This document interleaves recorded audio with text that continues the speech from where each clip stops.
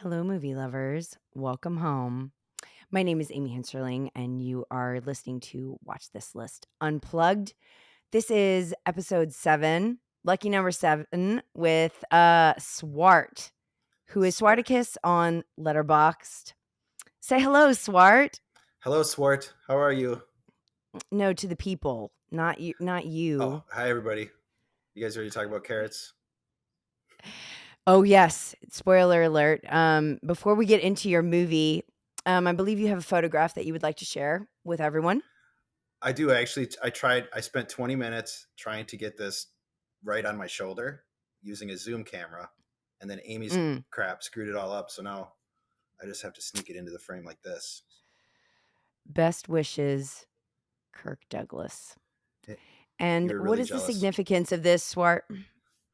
My my letterbox thing was originally a picture of him as Spartacus for like 8 years, and 8 years? something like that because it I thought was you said a year 2013. earlier. 8 No, it was like years. 2013 or something like that. And then I just changed it in the last year for some reason to show Wow. my own face because I felt weird. I might change it It, back though eventually. so So I don't know. This is would actually be a great question to ask people. Like, how long have you had the same avatar? Because a lot of it was a people, long time. I It didn't even know that Letterbox existed in 2013. I don't when how long has it been around? I Because I have no started in idea. 2015. I don't know. Mm. Probably I mean I would imagine as long as Twitter probably was that 2009 or something like that. I Wow. don't know. So, well, Only and it's not that you love Kirk Douglas, it's that he was Spartacus, right? right. I do also love Yeah, him. I do too. He seems like a kind and gentle soul. You ever see the movie Tough Guys? No. No? Should I? Oh, yeah, well, Mm, what was it 19 it was probably the year that you were born. 86? 1986. Yeah, Mm, I saw it in the theater. mm. It was Burt Lancaster's in it too. Well, they were buds. They were buds. Y They were You know tough that, right? guys. No, Yeah. but Kirk Douglas and Oh, Burt in real life, Lancaster, yeah, yeah, yeah, no, I believe they were in, like, 11 movies together, yeah. Probably, and this was probably and I like the only last know one that because they because 'cause were I'm older obsessed with than him. you. You obsessed about him? Well, yeah, I've been in love with Kirk Douglas since I saw Strangers When We Meet. Have you heard of that film? No, I haven't. What is it? It's with Kim Novak. Oh, I like Kim Novak, the Mm. Vertigo lady. Vertigo lady. Vertigo They're lady. together, they're having an affair, they're being, clandestine, and they're both at their peak, they look great, and it's, pretty sultry, I have to say. Okay. What year is that from? So, Like the 50s or 60s? I don't think it's in the 50s, it's in color, Oh, well, there's but movies in s color in the 50s. really? Yeah. I feel like I always associate 50s with black and white. Rear Window is in the 50s. Like a lot of Is that the first Hitchcock thing you think movies. of? I North by suppose Northwest is the 50s too, I think, isn't it? yeah, you're right, you know what? Because Red Shoes is older too. I don't know what I'm talking about. Everyone, just so that you know, it is 10:28 PM, and I It's almost am, midnight. laid back right now and, chatting it up with Swart.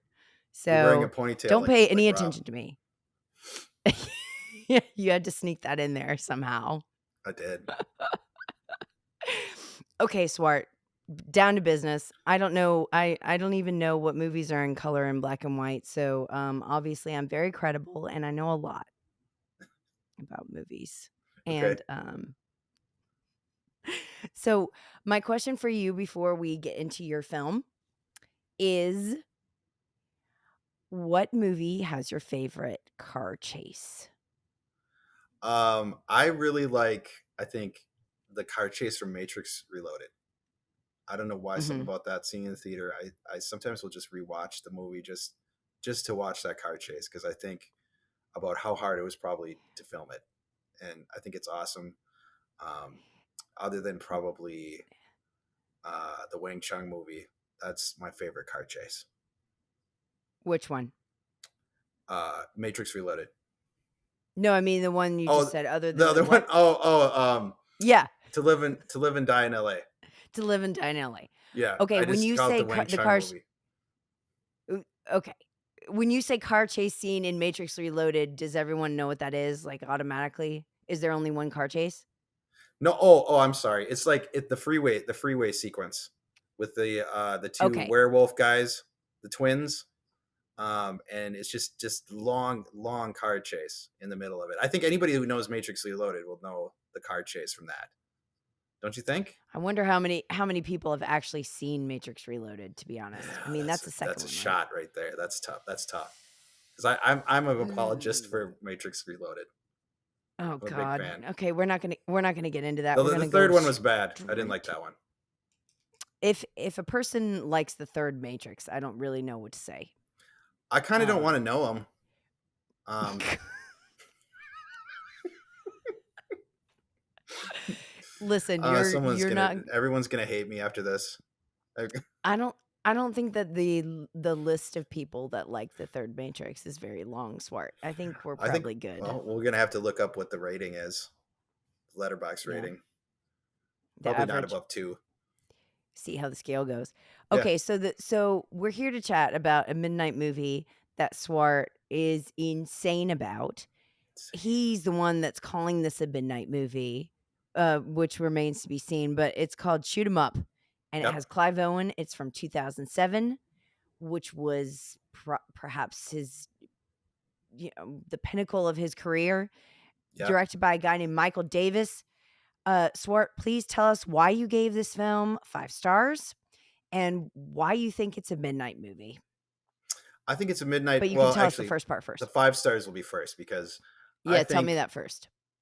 it's just like a pure adrenaline rush, right? It's just fun. It goes by Mhm. quick.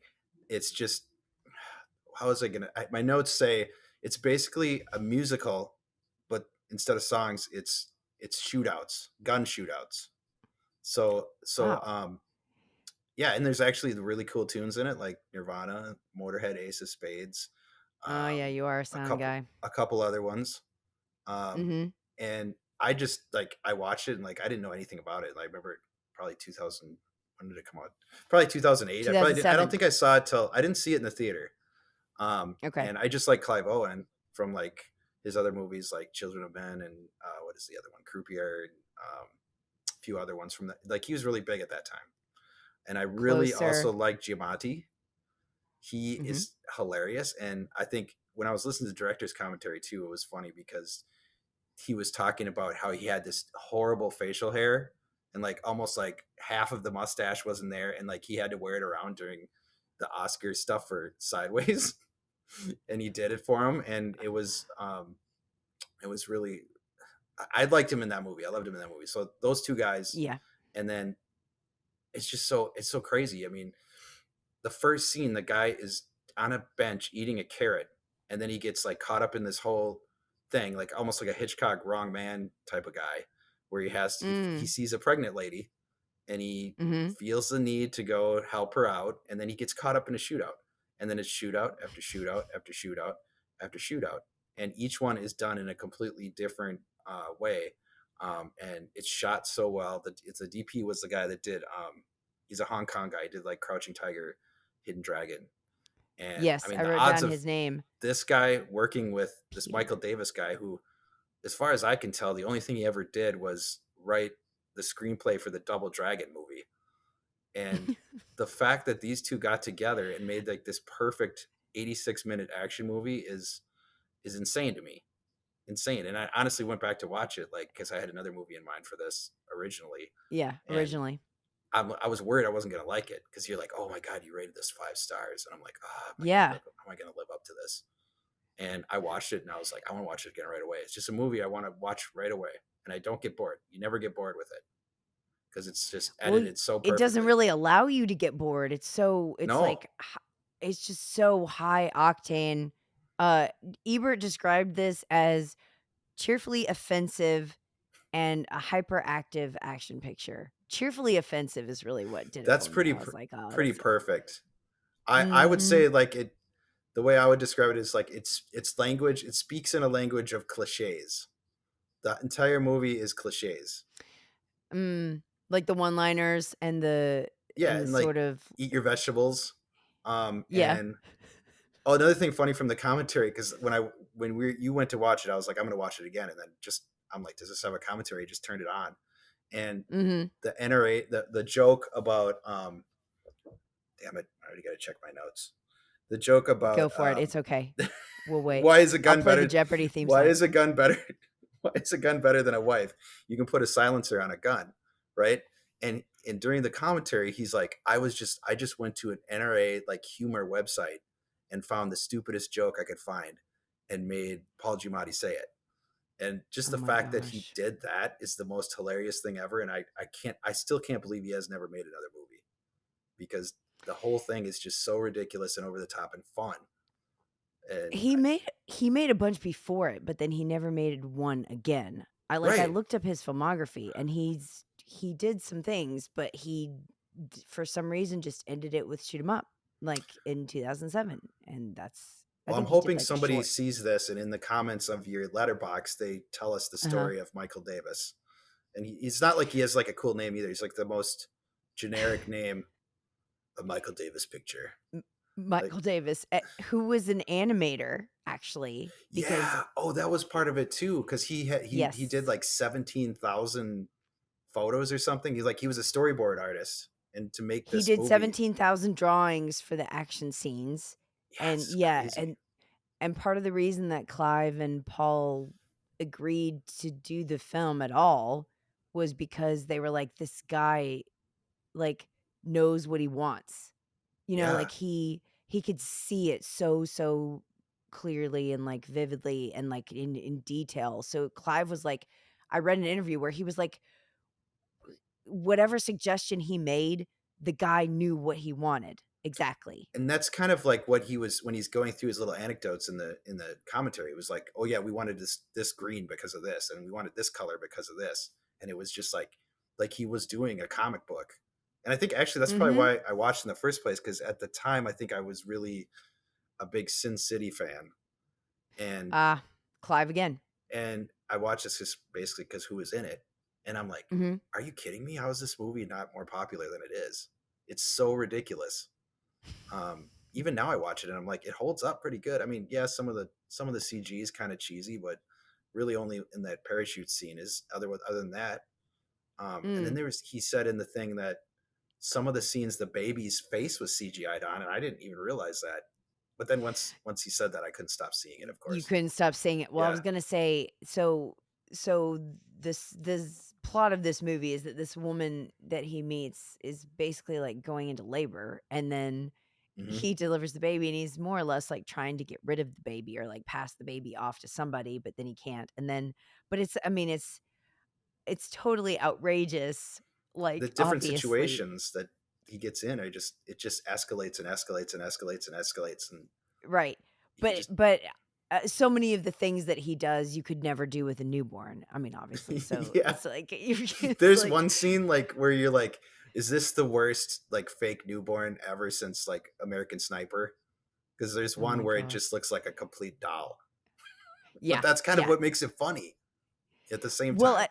and apparently he was, basing it off of Hard Boiled Yeah. too, because Yes. the director originally watched Hard Boiled and then was like, got this idea for, like, the He wanted to make a baby whole part. movie of that one scene in Hard Boiled, the baby scene.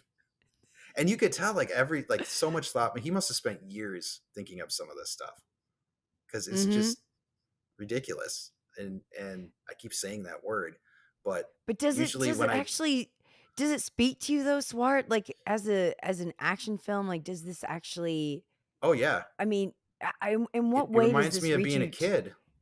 It reminds me of being a kid watching this stuff, and like that's kind of why like your definition of a midnight movie might be different than mine, Mm, because growing up in a small town, we didn't have I mean, we had one movie theater, and they didn't play mhm, Rocky Horror Picture Show at midnight. I mean, I never went to a midnight movie until I was probably 19 and in college.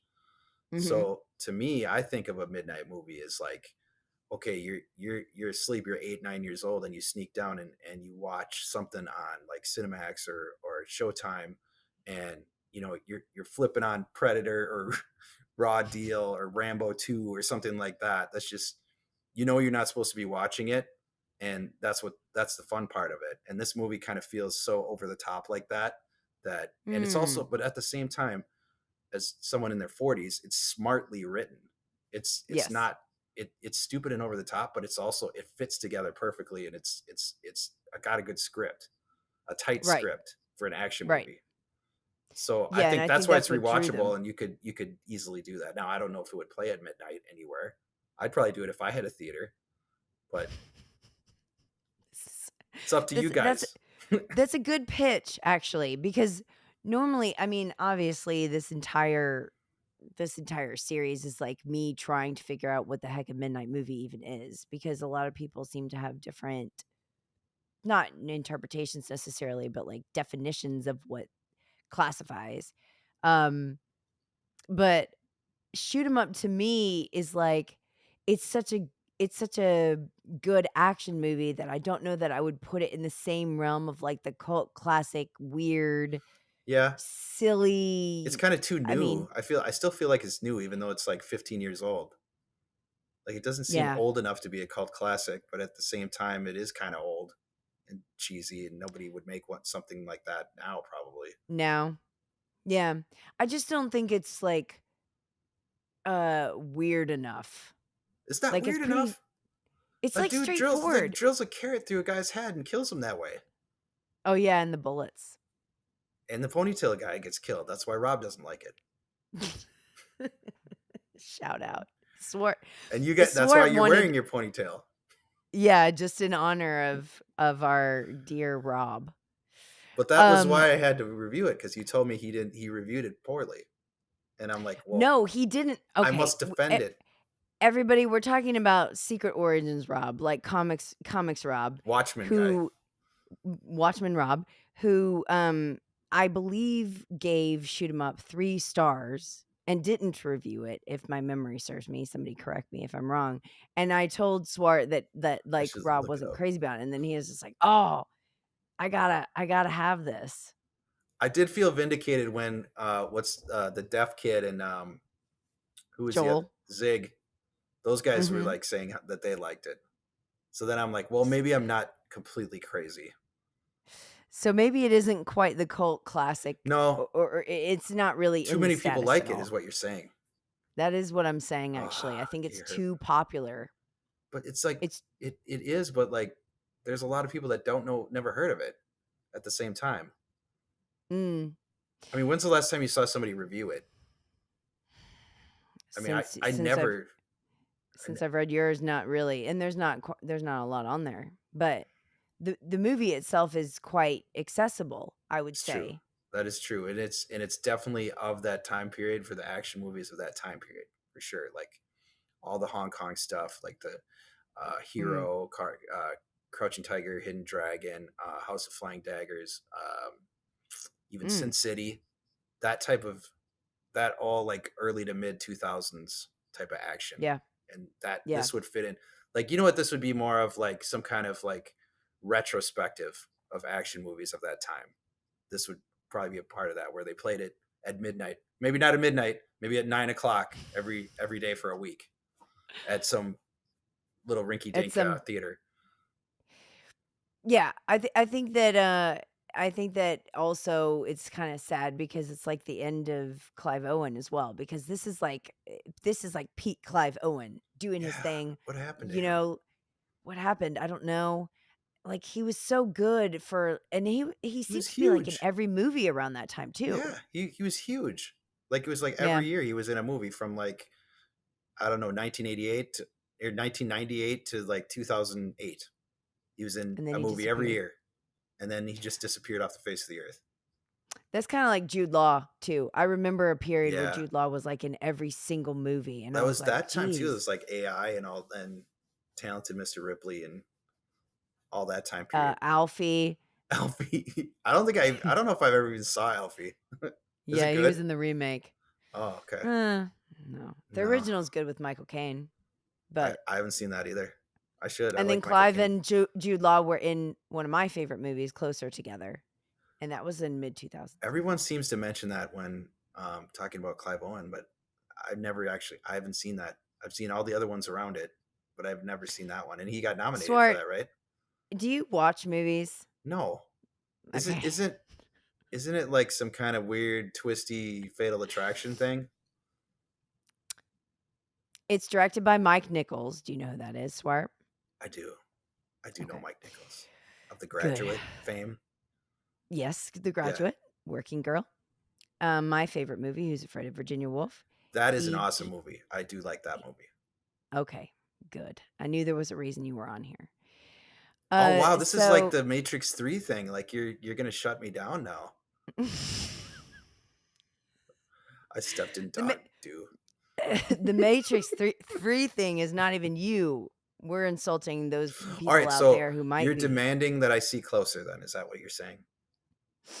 I suppose, that's what you need to do because in honor of Shoot 'Em Up Okay. and in honor of the year of Jude Law, which these years may have been the same year, you really should see it.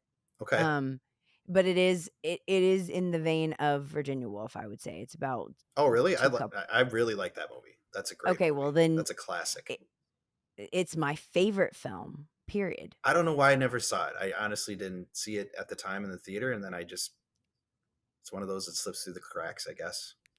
Kind of like Yeah, Shoot 'em that's Up for you. for sure. Yeah, Shoot 'Em Up for me. Well, yeah, I'm seeing it way later in life. I'm not a huge action film, though, person, generally speaking, Oh, I didn't know but that. Well, it's yeah, that I mean, seems like it would be wheelhouse for midnight movies. Maybe I'm just nuts.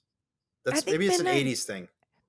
midnight movies are like, Eraserhead, and it's got to be like actually, this is what this It's true. episode's turning into, Clockwork is just Orange. like is like a meditation on what does this actually mean? Because it came about because people were trying to it's like all about the crowd and like Hmm.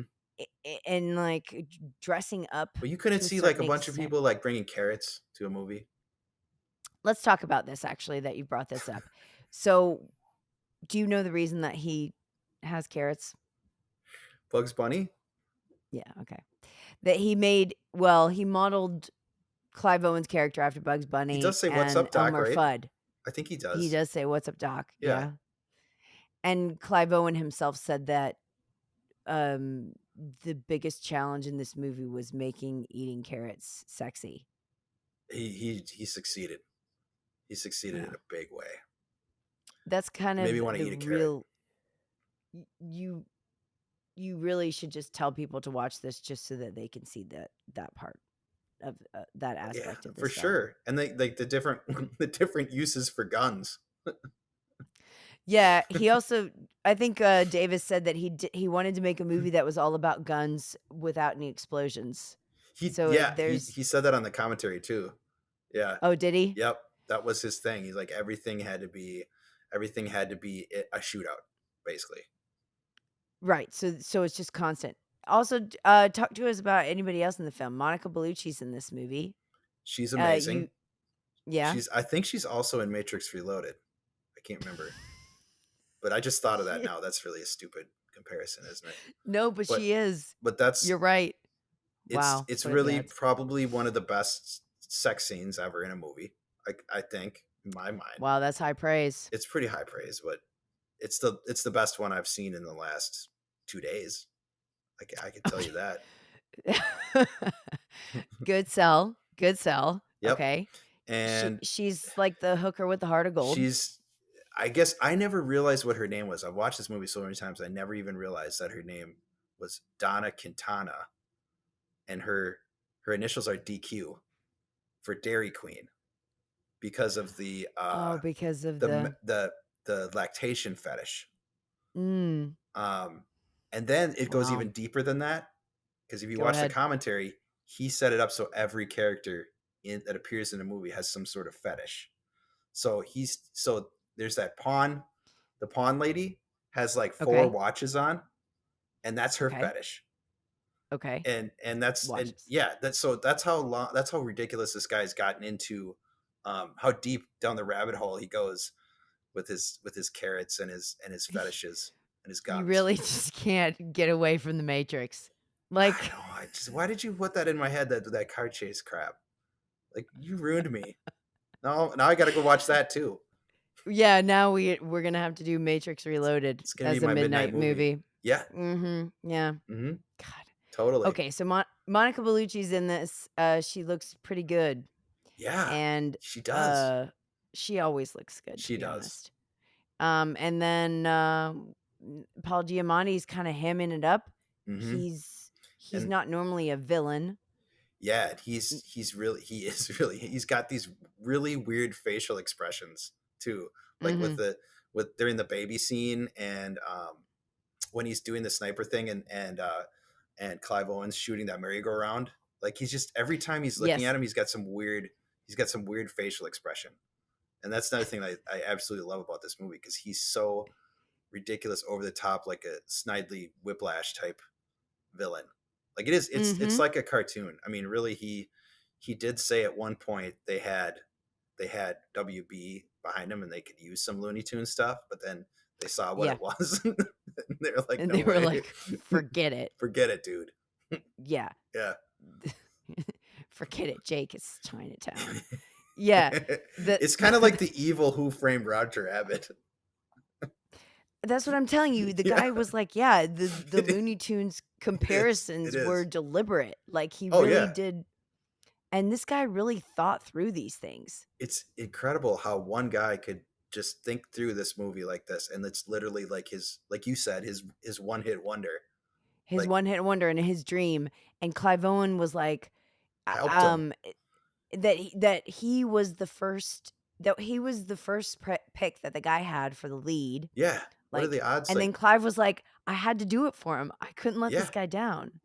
Yeah, and he was saying he Like, was like helping him with the film and stuff. Like that's what he was saying in the commentary. Like he helped him get it mm, made. He was helping him get certain scenes filmed and helping him organize things, and just really helped usher it to the big screen. Like to me, it's ridiculous that they gave this the writer of the '80s film Double Dragon mm, $39 million and sent him to Toronto with Clive Owen to make a movie with that's all shootouts. I mean, it's kind of like the biggest anomaly ever when you think about it, but eh, it all y- worked. eh, It was magic. and it works. And any time that they sort of doubted this guy, he was just so positive and like Yeah, it's almost like your your belief and your crazy idea wills something into being, and you can get like people on board when you have that kind of like totally. infectious passion. Kind of like your Yeah. podcast, Yeah, that's your exactly infectious what this is passion. like. You got everybody Yeah. aboard. Yeah, I just totally. need 39 million. Think of what you could do with that.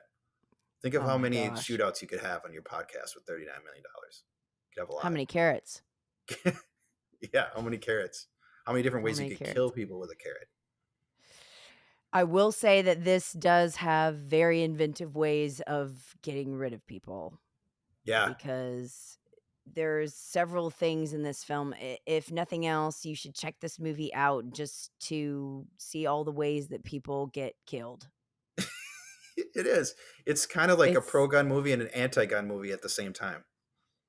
yeah, and yeah. What did you think about the political part of this, like the subliminal, not subliminal because it's a little bit obvious, but like I look at it like as a satire, as almost like a parody. Um, okay, so you don't think it was preachy at all? You no, didn't find it to be? no, it was No. it was too cartoonish to be for me anyway. I don't know. How did you feel about it? Well, I just felt like it definitely had a point, Yeah, like that it was trying to say, but then it's presented in such a ludicrous manner and it's so preposterous because they try to involve like a democratic that's well, yeah, that you're politician right and about that, because it's like they shoehorn in this plot, and you're like, it's things are moving so fast that you don't even it barely registers until the guy like, in the plane where he gets shot, and you're like, oh yeah, that guy spoiler was a alert. politician. I here's Yes. here's this thing about me, like I don't give a crap about spoilers. I'll never use that thing on Letterboxd. Like if you don't want to know it, You'll never check the box. never. If you don't want it, if if you don't want to know it, don't read it. That's what I do. Wait, I mean, what? But Swart, that box is there for a reason, just as a courtesy to others, It's not all about you just It because is it's all your of it. profile. It is all. Once you click in and get onto that Swarticus profile, then it's on you, man.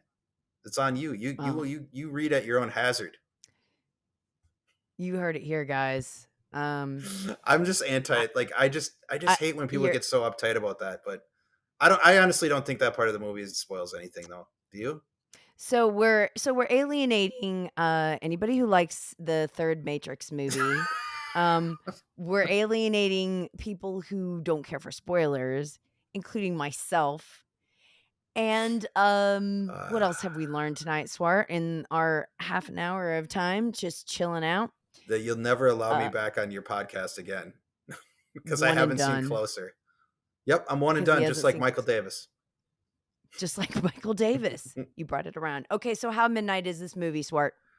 Give I think it's pretty midnight for me, but I think I can see your argument that maybe it's a little not too weird enough. not weird enough. Mm, Yeah. Yeah, mhm. if I'm gonna get out of my house and go see a midnight movie, I guess it's probably gonna have to be weirder than this. But Mhm. if I have seen this movie and know the stuff about the carrots and what it looks like and everything it is, and I'm a fan of this movie, I think I would go see it at midnight. But just saying, someone just saying shoot 'em up, playing at midnight, yeah, you're right. They probably won't go to the theater for that if they don't know what it is. And Swart, let's be honest, I think you would watch this movie literally any time of day. I might watch it when we're done right now because it'll probably be midnight here. Yeah, exactly. Yeah. So I'm going to say, okay, that this is just a normal film. This is the most non-midnight movie that I have come across in the show so far. Oh man, now you But hurt my feelings now. Swart, it's one of the best movies that I've watched so far. So maybe what you're doing is helping prove that I am not a fan of the stereotypical midnight film. That's really what's happening. So it's Yeah, a, you know, I should have a brought pro and a con. I should have just brought Reloaded to the table. We could have still talked about Monica. I mean, it probably would have been better. Still talked about going down the rabbit hole. Going down the rabbit hole. We'd have to talk about that whole stupid Zion scene at the beginning of the movie. Um, Yeah, but thankfully you did not choose that because then I would have had to watch it. you haven't seen it still, or you'd have to rewatch it.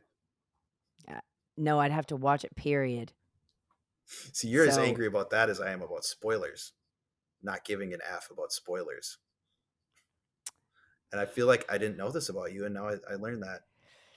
yeah, I always check that box just in case. You do? Just just to make sure. Yeah. I don't Now you're making me I don't feel guilty. ever I know. Let's end on this note, Okay. Swart. Making you feel bad for being on the show. Thank you for bringing your picture of Kirk Douglas. And I knew you'd have to see that again. spoiler alert, it's not his handwriting That we know of.